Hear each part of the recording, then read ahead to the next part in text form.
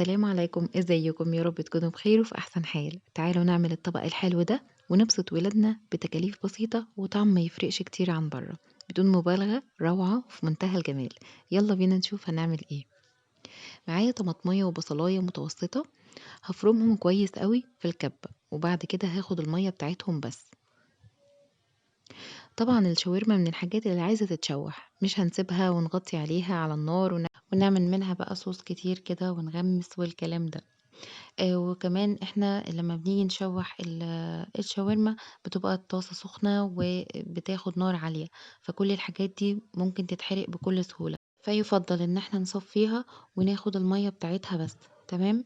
أنا استخدمت هنا الصدور بس، ما استخدمتش الوراك، طبعًا لو حابين تضيفوا الاتنين ما فيش مشكلة.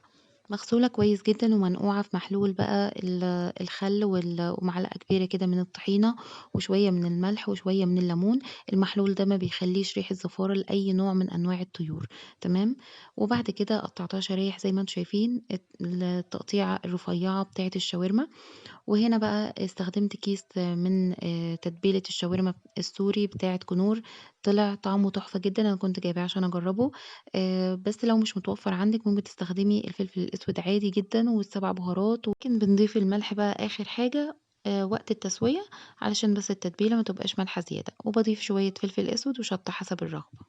ضِفت كمان ربع كوباية من الخل، طبعًا الخل هيخلّي الصدور معانا طرية وحلوة جدًا. وضِفت 3 معالق كبار من زيت الزيتون، برضه هيخلّيها طرية وحلوة. لو مش متوفّر عندِك ما فيش مشكلة خالص. وقفلت عليها وهاسيبها بقى في التلاجة ممكن لمدة ساعتين أو ليلة كاملة، علشان طبعًا التتبيلة تتغلغل كده في جوّه الصدور وتبقى طعمها حلو وريحتها حلوة كمان. نيجي بقى نعمل الخيار السريع الحلو ده، سهل جدًا ما بياخدش وقت معانا ونفس طعم المطاعم بالضبط، مش هيفرق حاجة عنه خالص. قطّعت الخيار زي ما أنتم شايفين، هُم خيارتين بس على قد الاستخدام، يعني مش هنحاول نكتّر. وكمان معايا فص واحد من التوم وربع كوباية من الخل ونُص معلقة صغيرة من الملح. طبعًا الملح على حسب الرغبة، بس مناسبة جدًا نُص معلقة الملح. وضِفت تقريبًا نُص كوباية من المَيّة، من نُص كوباية لكوباية إلا ربع كده من المَيّة، وحطيتهم على البوتاجاز. يا دوبك بس المَيّة غليت، رُحت طافية البوتاجاز على طول، ما نكتّرش عن كده علشان ما يتهريش معانا ويبقى طعمه مش حلو كده في الأكل. تمام. هافضّيه بقى في بولة وهاسيبه على جنب. فضل مقرمش وطعمه حلو جدًا، جدًا، يعني جرّبوه هيعجبكم أوي. ممكن كمان تعملوه سريع كده جنب الأكل، بيبقى حلو أوي.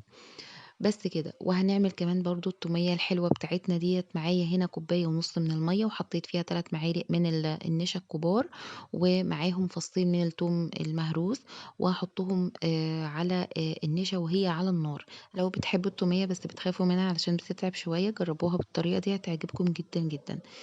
هناخد بقى النشا اللي إحنا عملناها دي وهنحط عليها نُص كوباية من المايونيز، وهنحط كمان نُص ليمونة، والملح طبعًا حسب الذوق. تمام. ومعايا تقريبًا كده ربع كوباية من الزيت، أنا ما كترتش فيها زيت عشان بس ما تبقاش تقيلة شوية. ولو حسيتوا إن قوامها تقيل ضيفوا لها ربع كوباية من المَيّة، ونفضل نضرب لحد ما تبقى معانا creamy. المفروض هنا إن أنا أضيف الزيت شوية بشوية، بس ما كنتش متحكمة في البلندر والزيت في إيدي، فضِفته كله وضربت لحد ما بقت معايا creamy زي ما أنتم شايفين. وقوامها كده مضبوط، مش سايل.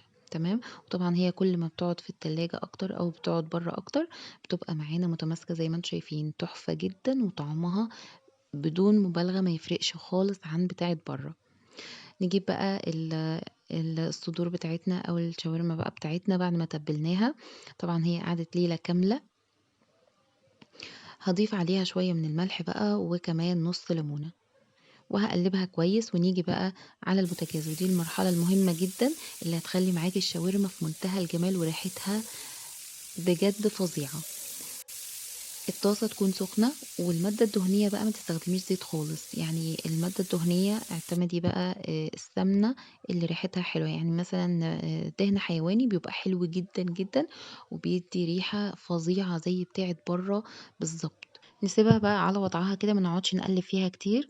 أول ما الطبقة اللي تحت كده تاخد لون نبتدي إن إحنا نقلّبها علشان الطبقة التانية تاخد لون.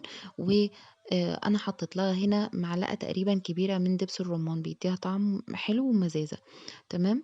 التسوية بتاعتها ما بتاخدش وقت خالص، بس مهم إن إحنا ما نقعدش نقلِّب فيها علشان طبعًا ما تفقدش العصارة بتاعتها تبقى طرية معانا في الأكل وما تنشفش وتبقى طعمها حلو. اعملي لها بقى فحمية زي ما أنا عملت كده، هتخلّي ريحة البيت رهيبة، ريحة الشاورما كانت تحفة بجد. أنا استخدمت بقى هنا الساندوتش الشاورما عيش التورتيلا، طبعًا تقدري تستخدمي عيش الشاورما زي ما أنتِ عايزة، أو خبز الصاج برضه هينفع.